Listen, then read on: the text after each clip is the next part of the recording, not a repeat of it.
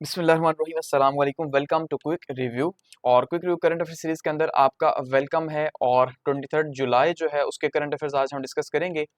तो ये हमारा जुलाई का जो है वो लेक्चर 12 है करंट अफेयर्स का। ठीक है, तो सबसे पहले हम बात करेंगे जी ईरान के हवाले से कि ईरान के जो सदर साहब हैं उन्होंने इस वॉर के बाद, जो ईरान इजराइल वॉर थी, इसके बाद पहला इंटरव्यू दिया है पेशिक्जीन साहब ने। उन्होंने कहा कि भाई हम इजराइल के साथ वॉर के लिए तैयार हैं, लेकिन हम न्यूक्लियर प्रोग्राम नहीं रोकेंगे। ठीक है, इसको डिस्कस करेंगे।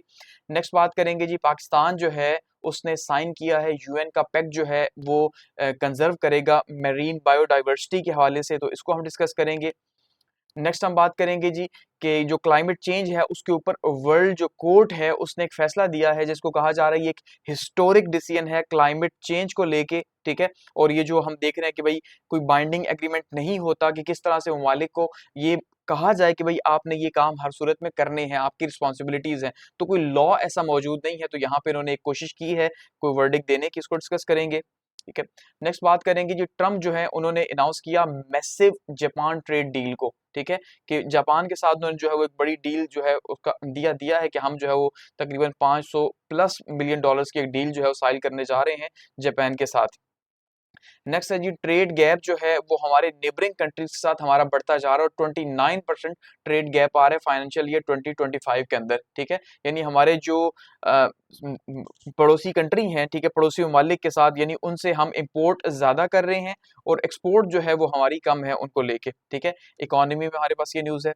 नेक्स्ट जो है जी आसिम मुनीर साहब जो हैं हमारे जो मार्शल फील्ड मार्शल हैं उनके साथ मुलाकात हुई है बिजनेसमैन की और इंडस्ट्रीज की। तो उन्होंने उन्हें कहा कि भाई हम जो है वो पूरी कोशिश करेंगे कि इंडस्ट्रीज का रिवाइवल हो सके। ठीक है, इसको डिस्कस करेंगे। और नेक्स्ट डिस्कस करेंगे जी कि पंजाब के अंदर फर्स्ट काउंटर नारकोटिक्स फोर्स जो है उसको बनाया गया है और उसका जो है लॉन्च किया गया है और उसका इफ्तिताह किया गया है। ये एक बड़ी न्यूज़ है, इसको डिस्कस करेंगे। तो ये आज हमारे पास जो है वो नेशनल और इंटरनेशनल जो है वो न्यूज़ है, इनको देखेंगे। अब देखिए, अगर इसको देखें जो फर्स्ट न्यूज़ है तो ये एक इंटरनेशनल रिलेशंस के हवाले से, ज़ाहिरी बात है ईरान और इसराइल के रिलेशंस के हवाले से है। सेकंड अगर आप देखेंगे तो क्लाइमेट चेंज के हवाले से है। ठीक है, चाहे करंट अफेयर्स में हो, इंग्लिश एसे के अंदर हो। नेक्स्ट अगर आप देखेंगे तो इसी तरह से यहाँ पे भी क्लाइमेट चेंज को ही डिस्कस किया जा रहा है। ठीक है, जो इस टाइम पे सबसे ज्यादा जो है हम ये देख रहे हैं दुनिया के अंदर डिस्कस हो रहा है। नेक्स्ट अगर आप देखें तो अमेरिका जो है उसकी जो वर्ल्ड पॉलिसीज है उसके हवाले से हमें देखने को मिल रहा है। नेक्स्ट जो है वो ट्रेड गैप की बात हो रही है पाकिस्तान की इकोनॉमी को लेके कि भाई पाकिस्तान को कैसे अपनी इम्पोर्ट्स जो हैं उनको ज्यादा करना होगा, एक्सपोर्ट्स को बढ़ाना होगा, इम्पोर्ट्स को कम करना होगा। नेक्स्ट जो है जी वो हमारा सिविल मिलिट्री रिलेशंस के हवाले से आप डिस्कस कर सकते हैं कि बिजनेसमैन कम्युनिटी क्यों जो है वो मिल रही है हमारे फील्ड मार्शल साहब से, जबकि उन्हें जो है वो कॉमर्स मिनिस्टर से या उनसे मिलना चाहिए, यहाँ पे हम डिस्कस कर सकते हैं। ठीक है, और नेक्स्ट पे जो है वो नारकोटिक्स के हवाले से या सिक्योरिटी या ड्रग्स के हवाले से क्वेश्चन है। तो ये कहीं ना कहीं आपके जो है वो फिक्स हो रहे हैं करंट अफेयर्स के अंदर या इंग्लिश एसे के अंदर जो है वो कहीं फिक्स हो रहे हैं। ठीक है, तो ये न्यूज़ जो है वो इंपॉर्टेंट है। तो डिस्कस करते हैं वन बाय वन, इसको और आगे लेके चलते हैं। सबसे पहले बात करते हैं जी पाकिस्तान जो है उसने साइन किया। अब देखिए बहुत सारे स्टूडेंट्स ये कह रहे होते हैं कि भाई आप जो है न्यूज़ भी साथ शेयर किया करें, तो ये न्यूज़ ही है बेसिकली, ये डॉन की न्यूज़ आपके साथ शेयर कर रहा होता हूँ और ये जुलाई 22 को ये पब्लिश हुई हुई है। ठीक है, तो ये जो यहाँ पे अगर आप इसको भी देखेंगे ना, ये यहाँ पे देखिए भाई, ये यहाँ पे रख रहा हूँ कर्सर, तो आपको ये लिखा हुआ नजर आ रहा है डॉन। ठीक है, डॉन लिखा हुआ नजर आ रहा है। तो अगर आप इसको कंट्रोल के साथ प्रेस करेंगे तो डायरेक्टली आप न्यूज़ पे चले जाएंगे जहाँ पे भी जो न्यूज़ होगी वो। ठीक है, तो आप अगर वहां से फुल पढ़ना चाहें, इसको रीड करना चाहें तो आप वहां से कर सकते हैं, लेकिन वहां पे आपका टाइम ज्यादा लगेगा। तो Pakistan signs UN pact to conserve marine biodiversity in areas beyond national jurisdiction. ठीक है, कि पाकिस्तान जो है उसने यूएन के साथ एक पैक्ट जो है वो साइन किया, एक मुआहिदा साइन कर लिया, किसके ऊपर के जो समंदरी हयात हैं, ठीक है जी, समंदरी हयात की बका के हवाले से साइन किया है। और इस हवाले से साइन किया कि जो समंदर पाकिस्तान की जुरिस्डिक्शन के अंदर नहीं है, यानी जो हमारी नेशनल जुरिस्डिक्शन से बाहर है, दूर के एरियाज हैं, उनको लेके साइन किया गया है। ठीक है, तो यहाँ पे और भी इंटरनेशनल कंट्रीज जो है सिग्नेचरीज हैं, तो आप जब इन्वायरमेंटल साइंस को स्टडी करेंगे स्पेशली, वहाँ पे आपको इस हवाले से पता होना चाहिए। इसी तरह से जब आप क्लाइमेट चेंज को या खास करके जनरल साइंस के अंदर भी आप स्टडी करेंगे तो वहाँ पे भी आपको ये चीजें जो है डिस्कस हो रही होंगी, तो आपको पता होनी चाहिए। तो पाकिस्तान ने जो है ज्वाइन किया है global pact to protect marine biodiversity beyond borders, के अपने बॉर्डर से दूर जो बायोडाइवर्सिटी है समंदर के अंदर, उसको प्रोटेक्ट करने के लिए ये साइन किया गया है। ठीक है, और यहाँ पे और भी बहुत सारे सिग्नेचरीज हैं। तो मकसद क्या है, कंजर्वेशन करना, सस्टेनेबल यूज जो है वो बायोडाइवर्सिटी का इंटरनेशनल वाटर्स के अंदर के समंदरी हयात जो हैं उनको प्रोटेक्ट किया जाए, इंटरनेशनल जो वाटर्स हैं ठीक है उनके अंदर इनको प्रोटेक्ट किया जाए, जो किसी के नहीं है बेसिकली, वो इंटरनेशनल वाटर्स है ठीक है। तो यूएन कन्वेंशन जो है, UN convention on the law of the sea adopted in 2023 ठीक है। तो ये जो 2023 का जो कन्वेंशन एक पूरा लॉ था उसके अकॉर्डिंगली ये सारे का सारा जो है ये पूरा आप ये कह लें एग्रीमेंट या पैक्ट जो है वो साइन हुआ है 2023 के अकॉर्डिंगली। और इसाक डार साहब आपको पता है कि वो अमेरिका में मौजूद हैं, तो उन्होंने जो है ये साइन किया वहां पे ठीक है। और वहां पे यूएन के हेडक्वार्टर्स के अंदर जो है उन्होंने ये साइन किया है कल की डेट के अंदर, 22 जुलाई की यहाँ पे बात हो रही है ठीक है। तो 22 जुलाई को साइन किया है और उन्होंने बताया कि भाई पाकिस्तान सपोर्ट करता है मल्टी इन्वायरमेंटल कॉपरेशन को, हम ये चाहते हैं। अब ये जो है ना मल्टी इन्वायरमेंटल कॉपरेशन MEC ठीक है, ये जो टर्म है ये अक्सर आपको क्लाइमेट के अंदर जो है वो देखने को मिलती है। इसी तरह से मल्टी इन्वायरमेंटल जो है वो हमारे पास बहुत सारी एफर्ट्स भी होती हैं यहाँ पे कि जो पूरे ममालिक मिल के कर रहे होते हैं कि किसी तरह से इस इन्वायरमेंट को, क्योंकि इन्वायरमेंट किसी एक मुल्क की रिस्पॉन्सिबिलिटी तो है नहीं ठीक है, तो उसके साथ जो है कॉपरेशन जरूरी होती है। तो यूएन जो है वो उसने चेयर किया इसको। इसके साथ साथ पाकिस्तान ने जो है वो यूएन की आपको पता है जुलाई की सीट उसकी है ठीक है जी, वो चेयर कर रहा है, वो हेड कर रहा है उसको, तो वहां पे भी उन्होंने बातचीत की। और साथ में इसके अंदर 77 कंट्रीज और भी थे, साथ में चाइना भी था ठीक है। चाइना एक डेवलप कंट्री है, जबकि ये बाकी 77 कंट्रीज जो हैं ये अंडर डेवलप हैं ठीक है। ये पाकिस्तान की तरह के डेवलपिंग कंट्रीज हैं बेसिकली। तो ये सब जो है ये चाह रहे हैं कि भाई इसका अब इनको फायदा क्या होगा साइन करने का, ये जैसे पाकिस्तान की बात की जाए तो इसमें अब इनका फायदा ये होगा कि टेक्नोलॉजी शेयरिंग होगी ठीक है जी, टेक्नोलॉजी ट्रांसफर होगी, डाटा शेयरिंग होगा, तो एक साइंटिफिक वे के अंदर जो है वो इनको प्रोटेक्ट किया जाएगा। और पाकिस्तान जो है या पाकिस्तान जैसे ममालिक जो है वो अपना हिस्सा डाल सकेंगे इन्वायरमेंट के अंदर या क्लाइमेट के लॉज के अंदर ठीक है। क्योंकि पाकिस्तान के अंदर भी 2 आइलैंड्स ऐसे जो है वो इंटरनेशनल वाटर्स के अंदर जो है इनको हाईलाइट किया गया, एक जुर्ना आइलैंड है और दूसरा एस्तोला आइलैंड है ठीक है। तो ये दोनों आइलैंड जो है बलूचिस्तान से आगे करके समंदर में हमारे जो है वो बहिरे अरब के अंदर मौजूद है, तो इनके हवाले से भी पाकिस्तान ने यहाँ पे बातचीत की, क्योंकि ये भी उन्हीं के अंडर ही आएगा। तो पाकिस्तान के लिए खुद इनको प्रोटेक्ट करना बहुत मुश्किल है, लेकिन जब इंटरनेशनल हेल्प मिलेगी तो उसको मैनेज करना आसान होगा ठीक है। तो ये पहली न्यूज है हमारे पास। नेक्स्ट जो है जी क्लाइमेट के हवाले से सेकंड न्यूज क्या है, अल जजीरा की न्यूज है और वो है जी historic ruling on climate change by world court, what to expect. कि अब एक हिस्टोरिक रूलिंग जो है वो कही जा रही है कि इससे पहले आप देखें जैसे कोई भी यूएन के अंडर जो है ना ये जितने भी फ्रेमवर्क हो रहे हैं, बहुत ज्यादा फ्रेमवर्क आप देख रहे हैं, जैसे हर साल जो है वो COP28 COP29 COP30 होता है हर साल ठीक है। एक बड़ी मीटिंग होती है 10-12 दिनों की, उसके अंदर बातचीत की जाती है क्लाइमेट को लेके। इसके अलावा और बहुत सारी एक लंबी लिस्ट है एफर्ट्स की कि जो क्लाइमेट को बचाने के लिए जो है वो की जा रही है यूएन की तरफ से, लेकिन कोई भी बाइंडिंग एग्रीमेंट नहीं है ठीक है। 2015 के अंदर एक कोशिश की गई थी पेरिस एग्रीमेंट जिसको कहते हैं, जिसमें कोशिश की गई। इसी तरह से कोयोटो प्रोटोकॉल जो है वो 1997 के अंदर जो है साइन किया गया, वो भी एक बाइंडिंग एग्रीमेंट था, लेकिन वो खत्म हो चुके हैं ठीक है। कोयोटो प्रोटोकॉल ही पेरिस एग्रीमेंट में कन्वर्ट हुआ था। तो बेसिकली कहने का मतलब ये है कि कोई ऐसा कानून नहीं है जो किसी मुल्क को जो है वो इस बात के ऊपर पाबंद कर सके कि भाई आप अगर जो है वो क्लाइमेट को ज्यादा नुकसान पहुंचाएंगे तो आपको उसके लिए पे करना पड़ेगा ठीक है। तो यहाँ पे इंटरनेशनल कोर्ट के अंदर एक केस आया हुआ था, जो वेनेतु कंट्री जो है ये लेके आया था, अफ्रीका का एक कंट्री है, तो उसके ऊपर एक फैसला दिया गया है। इंटरनेशनल कोर्ट ऑफ जस्टिस जो है इसने जो है ये तैयार किया है और इनका ये फर्स्ट एडवाइजरी ओपिनियन है क्लाइमेट चेंज को लेके ठीक है। और इसको हिस्टोरिक मूवमेंट माना जा रहा है इंटरनेशनल लॉ के अंदर, क्योंकि इंटरनेशनल लॉ बहुत सारी चीजें एक्सप्लेन करता है, लेकिन बहुत सारी चीजें जैसे खास करके क्लाइमेट को लेके उसके अंदर कोई जो है वो स्पेसिफिक लॉज मौजूद नहीं है। तो यहाँ पे जो कंट्री था वो वेनेत्यू था ठीक है जी, और इसने सपोर्ट किया। और इसके साथ साथ हम ये देख रहे हैं कि वो ममालिक जो कि जैसे पाकिस्तान जैसे कंट्रीज हैं वो भी इसका साथ दे रहे थे कि भाई हाँ आप ऐसा कोई कानून बनाएं कि वो ममालिक जो सबसे ज्यादा इमिशन करते हैं ठीक है, यानी जो सबसे ज्यादा कार्बन पैदा कर रहे होते हैं, जैसे कि अमेरिका हो गया, चाइना हो गया, इंडिया हो गया, टॉप 3 तो यही है, तो इनको आप अकाउंटेबल बनाएं। तो इंटरनेशनल कोर्ट ऑफ जस्टिस जो है उसने इन कंट्रीज को जो है डिफाइन किया और साथ में लीगल रिस्पॉन्सिबिलिटीज बताई हैं और क्लाइमेट चेंज को लेके उन्होंने जो है फैसले दिए हैं यहाँ पे ठीक है। और बहुत सारे पेजेस को कहा जा रहा है जी उन्होंने उसको स्टडी किया, उसको देखा और उसके बाद जो है उन्होंने एक जो है वो आर्गुमेंट दिया इसके ऊपर और एक पूरा कोशिश की है कि कानून बनाया जा सके या कोई जो है वो एक सिस्टम सेट किया जा सके जिसके ऊपर जो है फैसले दिए जा सके। और इन्वायरमेंटल लॉस को स्टडी करने के बाद ठीक है और ग्लोबल फ्रेमवर्क को जो है साथ में स्टडी करने के बाद अब उसमें वो ये कह रहे हैं कि भाई जो पोल्यूटिंग कंट्रीज हैं इनको रिस्पॉन्सिबल बनाया जाए और इनसे जो ये नुकसान कर चुके हैं ठीक है, समझ रहे हैं। अब जैसे कि अब तक तो नुकसान हो गया, अमेरिका ने जो नुकसान करना था क्लाइमेट का वो कर दिया, चाइना ने जो करना था वो कर दिया, इंडिया ने जो करना था वो कर दिया। तो इनको अकाउंटेबल बनाया जाए और इनसे जो है वो कहा जाए कि आप पेनल्टीज पे करें।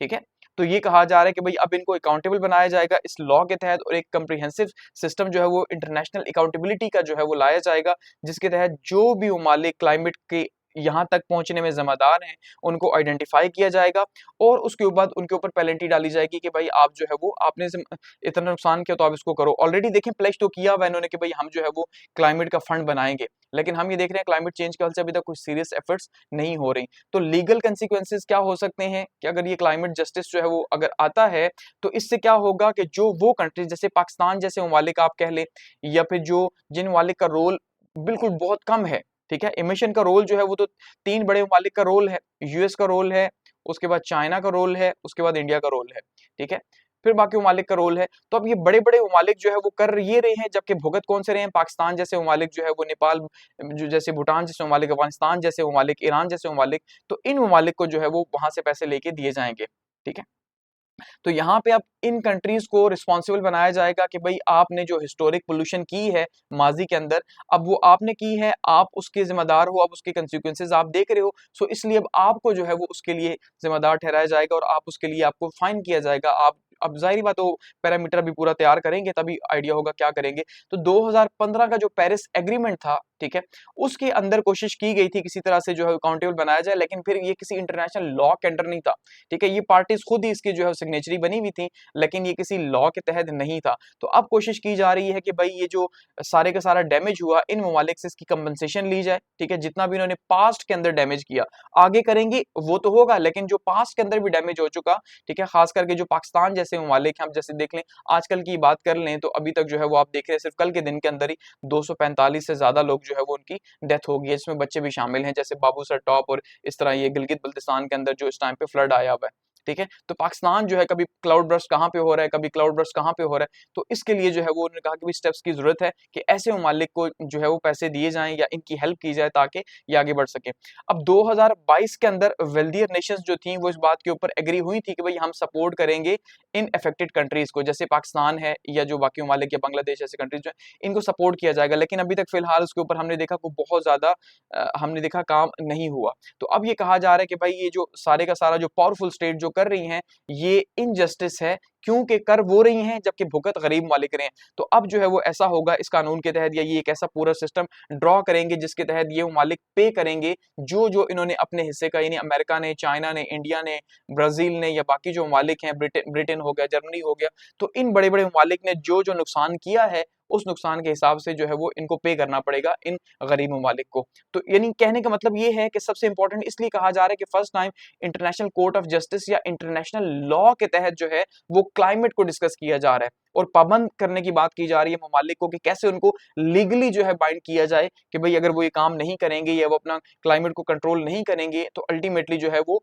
उनको इसकी पेनल्टी जो है भुगतनी पड़ेगी। ठीक है, नेक्स्ट हमारे पास है जी जो ईरान के सदर साहब है पेक्शीन साहब, ये जो आपके सामने बैठे हुए हैं, इन्होंने अल जजीरा को एक इंटरव्यू दिया। ठीक है, और उस इंटरव्यू के अंदर इनका क्या कहना था, Iran ready for war with Israel, कि ईरान जो है वो तैयार है इजराइल के साथ जंग के लिए। ठीक है, एक बहुत बड़ी स्टेटमेंट जो है वो सामने आई है, इन्होंने हाईलाइट बनाया हुआ ऐसे, तो will not halt nuclear program, कि हम अपने न्यूक्लियर प्रोग्राम को नहीं रोकेंगे बल्कि उसके बदले में, न्यूक्लियर प्रोग्राम को रोकने के बदले में हम जंग के लिए तैयार हैं। ठीक है, हालांकि आप देख रहे हैं कि पिछले 2-3 दिन से कहा जा रहा था कि भाई जो है वो ईरान सीरियस है बातचीत के लिए, लेकिन ईरान फिर भी ये बात कह रहा है कि मैं अगर आपकी बातें मानता हूं तो अमेरिका जो है वो मेरे पे से सैंक्शंस हटाए, पाबंदियां अमेरिका हटाए, लेकिन फिर भी जीरो एनरिचमेंट की बात नहीं हुई। ठीक है, तो अब यहाँ पे इन्होंने अपने इंटरव्यू में कहा, ये फर्स्ट जो है वो टेलीविजन इंटरव्यू है बेसिकली इनका इस 12 दिन के कॉन्फ्लिक्ट या इस 12 दिन की वॉर के बाद, और इसमें वो ये कह रहे हैं कि भाई ईरान जो है वो ये माइंडसेट बना चुका है कि ईरान जो है वो रेडी है अपने फ्यूचर वॉर को लेके। अगर हम पे दोबारा से इजराइल वॉर मुसल्लत करता है तो हम जंग तो लड़ लेंगे, लेकिन हम जो है वो अपने प्रोग्राम से यूरेनियम के इनरिचमेंट से पीछे नहीं हटेंगे। तो देखिए इसका मतलब ये है कि ईरान जो है वो इस बात को तय कर चुका है अब कि भाई उनका मुस्तकबिल क्या है। इतने नुकसान के बाद, 1000 के करीब जो है वो शहादतों के बाद, इतनी वॉर के बाद, अब उनके पास यही है, या तो वो खत पीछे हट जाएं, ठीक है, जो उनके लिए डिसरिस्पेक्ट है, जो पॉसिबल नहीं है कि वो कैसे इजराइल को पूरी जो है ना ईरान की पूरा सिस्टम ही जो बिल्ड हुआ हुआ है वो इसी के ऊपर हुआ हुआ है कि हम इसराइल से हमारी दुश्मनी है या अमेरिका से हमारी दुश्मनी है। ठीक है, तो अब वो कैसे जो है ये कह ले कि भाई हम सरेंडर करते हैं, तो ये तो सरेंडर से भी ज्यादा सरेंडर है अगर ये कहते हैं हम जीरो इनरिचमेंट के ऊपर आते हैं, तो ये पॉसिबल नहीं है। इसलिए उन्हें सरेंडर ना करने का फैसला किया और वॉर को ही तरजीह दी है। ठीक है, यानी नेशनल प्राइड जो है इन्होंने उसको सामने रखा है। उन्होंने कहा कि भाई हम अपना न्यूक्लियर प्रोग्राम जो है वो जारी रखेंगे। ठीक है, और उन्होंने इस शक का इजहार भी किया कि भाई अभी जो सीज फायर हुआ है, कोई पता नहीं शायद इस बयान के बाद जो है अब इसराइल को ये एहसास हो कि नहीं भाई हमें इस जंग को मजीद आगे लेके जाना, तो फिर से जंग स्टार्ट कर दे। तो अभी तक वो होपफुल नहीं है कि ये सीज फायर आगे जो है वो मजीद चलेगा, क्या पता जो है फिर दोबारा वॉर हो सकती है। लेकिन वो कह रहे हैं हम किसी भी सिनेरियो के लिए जो है वो तैयार हैं। हमारे हैवी डैमेज जरूर हुए, लेकिन अभी तक वो ये कह रहे हैं कि हमारे पास वो साइंटिफिक नॉलेज भी मौजूद है। ठीक है, और वो फील्ड्स जो अमेरिका ये कह रहा है कि सारी तबाह हो गई है, वो कह रहे हैं भाई कि जो आप ये कह रहे हैं ना कि भाई सारी तबाह हो गई है, ऐसा कुछ नहीं है। ठीक है, अभी भी हमारे पास काफी ज्यादा मौजूद है, आप हमें बिल्कुल जो है वो अपाहिज नहीं कर सके हमारी कैपेसिटीज से, हमारे पास कैपेबिलिटीज मौजूद हैं। साथ साथ उन्होंने इसराइल के ऊपर ये इल्जाम भी लगाया कि इसराइल ने कोशिश की, रिजीम चेंज की और उसने ईरानियन लीडरशिप को जो है टारगेट करने की कोशिश की है ताकि लीडरशिप को यहाँ पे खत्म किया जाए और मुल्क के अंदर एक केओस जो है वो बर्पा किया जाए, एक अफरा तफरी का समा फैलाया जाए, लेकिन उसमें फेल हो गया, वो कामयाब नहीं हो सका।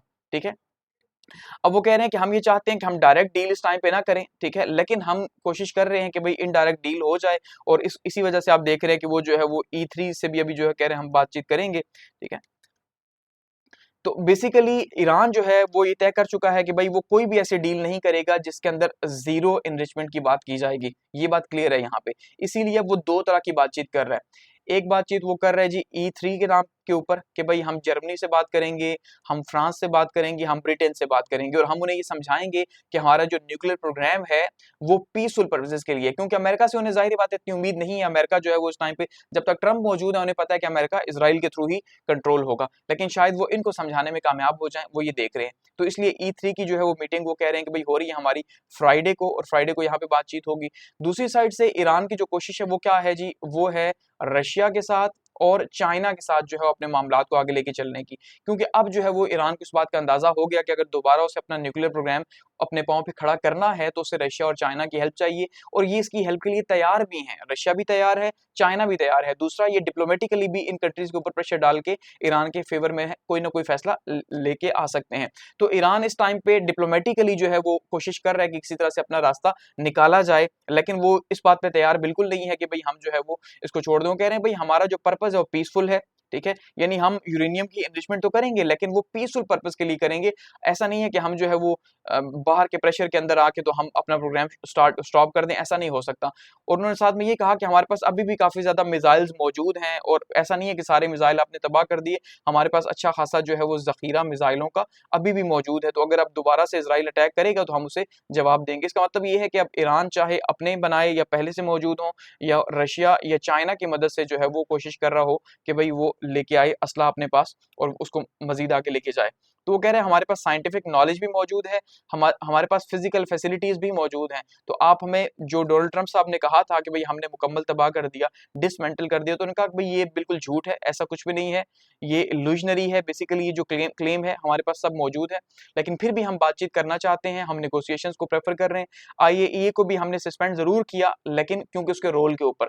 ठीक है, तो इसलिए वो कह रहे हैं कि भाई 2015 का मुआहिदा यूरोपियंस ने तोड़ा है, इसलिए यूरोपियंस इसके रिस्पॉन्सिबल हैं। तो अब हम दोबारा से बात करेंगे फ्रांस से, जर्मनी से और UK से, टर्की के अंदर इनकी बातचीत होगी फ्राइडे को। ठीक है, तो अब देखते हैं कि अब नेक्स्ट जो है वो क्या ईरान के लिए आता है। लेकिन एक बात क्लियर हो गई है कि शायद कि फिर से दोबारा से हम ये देख रहे हैं कि 2 महीने पहले वाली सिचुएशन डेवलप हो रही है।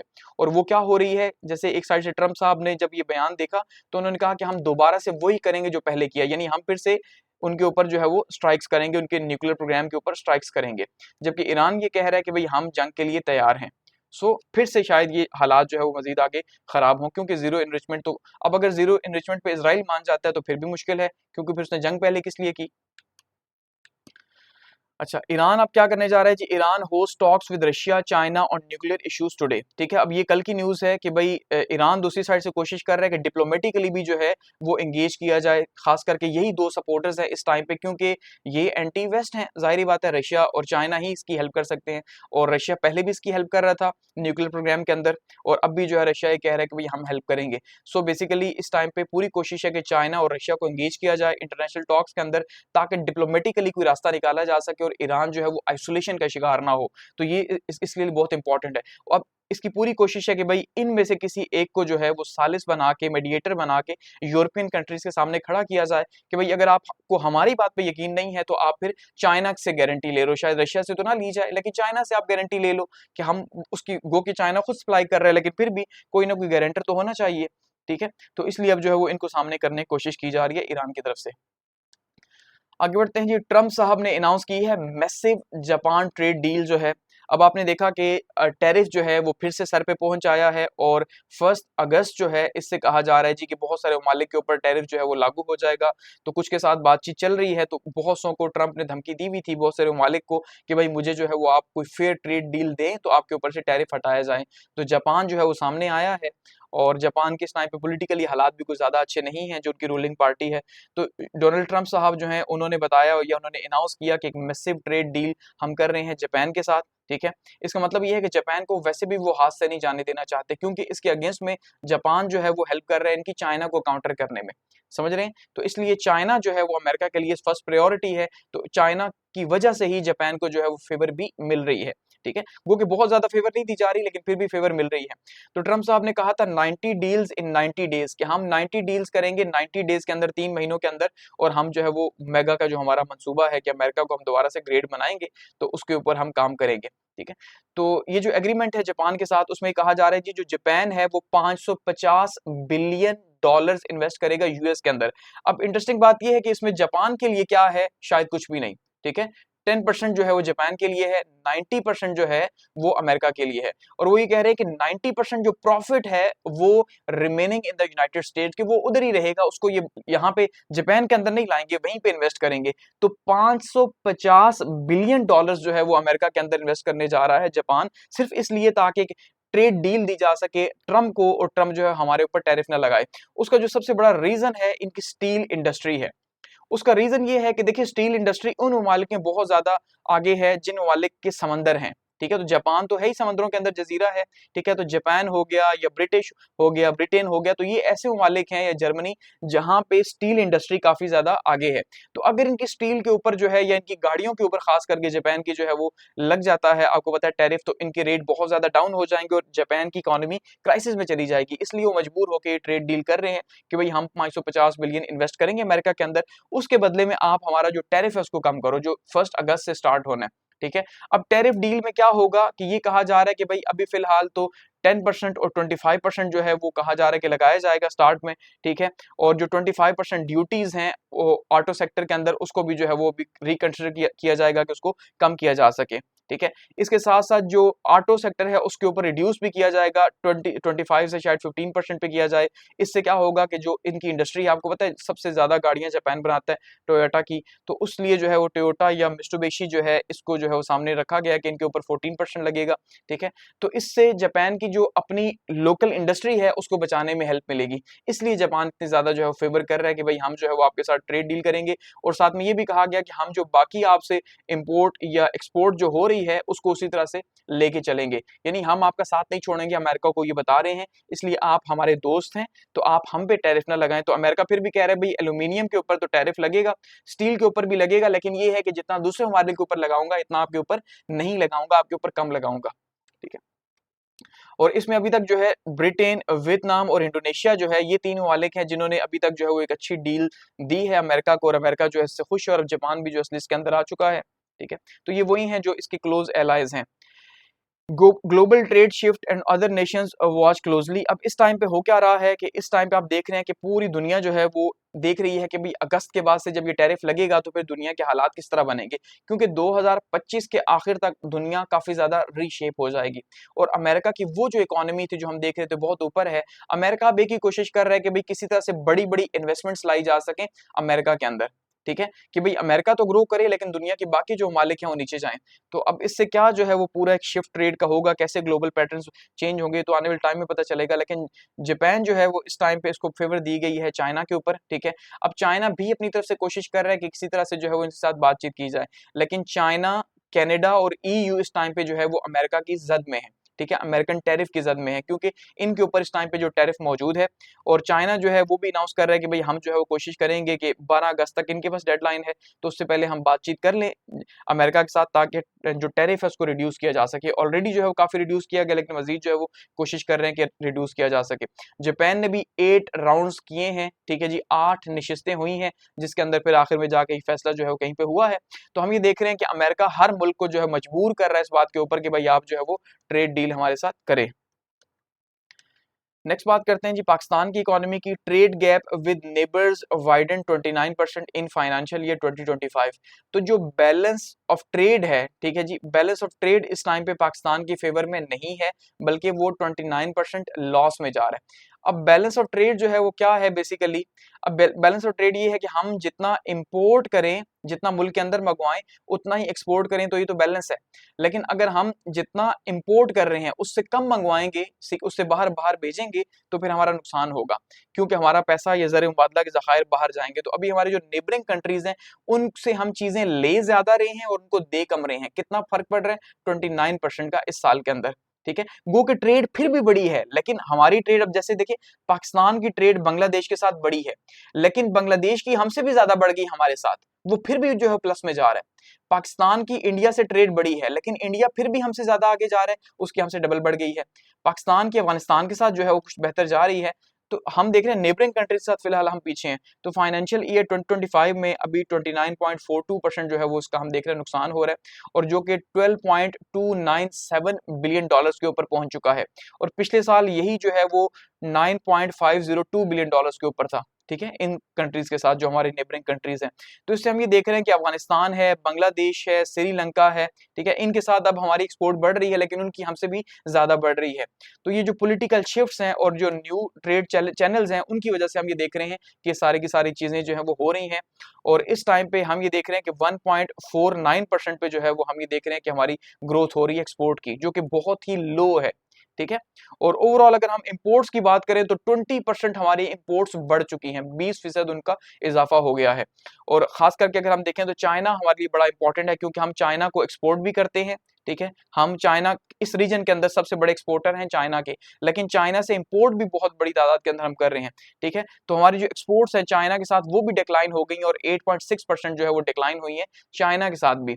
इसके साथ साथ अगर हमारी एक्सपोर्ट्स अफगानिस्तान की बात करें और बांग्लादेश की बात करें तो वो स्ट्रॉन्ग ग्रोथ नजर आई है उसके अंदर, लेकिन फिर भी बांग्लादेश हमें जो दे रहा है वो ज्यादा है, ठीक है। तो बेसिकली हमारा जो इस टाइम पे शेयर है वो ये कह लें ट्रेड के अंदर एक्सपोर्ट का, वो कम होता जा रहा है, जिसे ज्यादा होना चाहिए, तरक्की के लिए उसे ज्यादा होना चाहिए।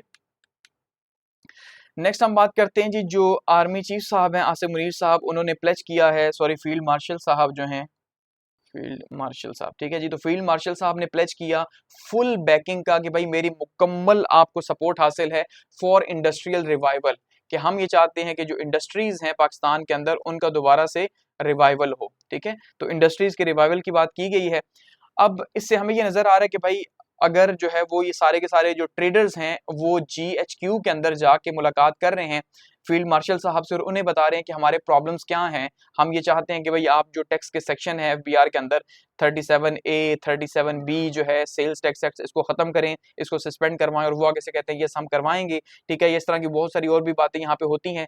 SIFC के हवाले से बातचीत हुई, ठीक है। तो ये चीजें सारी बता रही हैं कि सिविल मिलिट्री रिलेशन जो है वो इस टाइम पे बहुत अच्छे चल रहे हैं, ठीक है। अच्छे इसीलिए चल रहे हैं कि भाई मिलिट्री लीडरशिप को जाके बताया जा रहा है, अपने जो है वो हालात बताए जा रहे हैं कि देखें भाई हमें क्या क्या प्रॉब्लम्स हैं, क्योंकि वो भी जानते हैं कि असल में हमारा जो मदावा है हमारे दर्दों का वो कहाँ से हो सकता है, वो GHQ से हो सकता है, ना कि जो है वो पार्लियामेंट हाउस से या प्रेसिडेंट हाउस से हो सकता है, ठीक है। तो ये पूरा जो है फील्ड मार्शल साहब से मुलाकात हुई है, उनकी टॉप बिजनेस लीडर्स जो है उनकी, ठीक है, गौहर एजाज साहब ने उनको लीड किया, और FPCCI के जो प्रेसिडेंट है आतिफ इकरम शेख साहब, इनकी मुलाकात हुई है, और उन्होंने बताया कि भाई जो FBR में आपने जो एक नया सिस्टम लाया है कि छापे छापे मारेंगे, तो इनकी जो पावर्स बढ़ाई गई हैं उसके ऊपर हमें जो है वो गिले शिकवे है, और खास करके जो सेक्शंस हैं 35A 35B को हम ये चाह रहे हैं कि आप खत्म करें, ठीक है, इसको सस्पेंड किया जाए, और हाई टैक्सेस जो इंटरेस्ट रेट है उसको भी डिले किया जाए, ठीक है, ताकि लोग बिजनेस में पैसा इन्वेस्ट कर सके।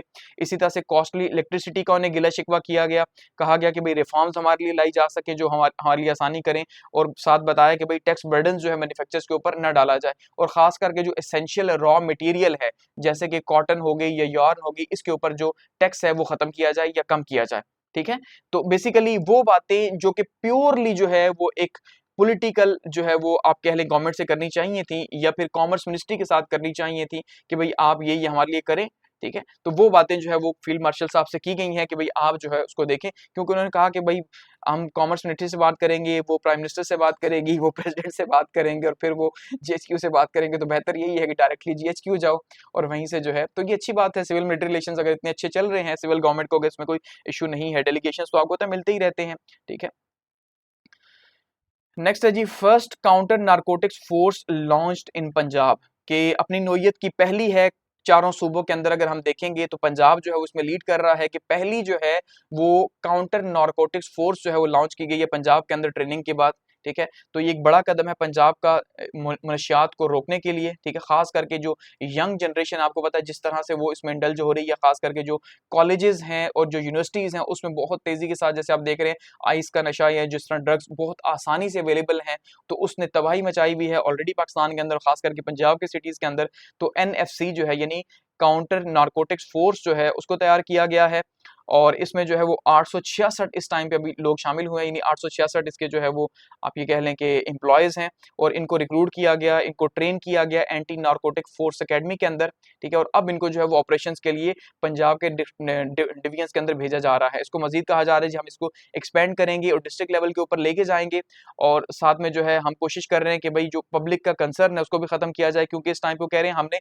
पेरेंट्स के कंसर्न की वजह से इसको स्टार्ट किया कि उनको बहुत ज्यादा टेंशन है कि बच्चे ड्रग्स ले रहे हैं, और ये हकीकत है। देखिए इसमें तो कोई दो राय हो नहीं सकती कि ड्रग्स जैसी खतरनाक चीज जो है वो हो ही नहीं सकती। तो अगर ये कॉलेज के स्कूल कॉलेज के बच्चे जो है या यूनिवर्सिटीज के बच्चे जो है वो यंगस्टर यानी कि इस्तेमाल करते हैं, तो ये तो बहुत बड़ी तबाही है। तो शायद इससे कुछ ना कुछ जो है फोर्स तो पंजाब के लेवल पे 866 तो शायद आटे में नमक के बराबर भी ना हो, लेकिन फिर भी एक आगाज है, तो एक अच्छा आगाज है। इसको ये आगे लेके जाएं और फिर जो है इसको बड़े लेवल के ऊपर लेके जाएं।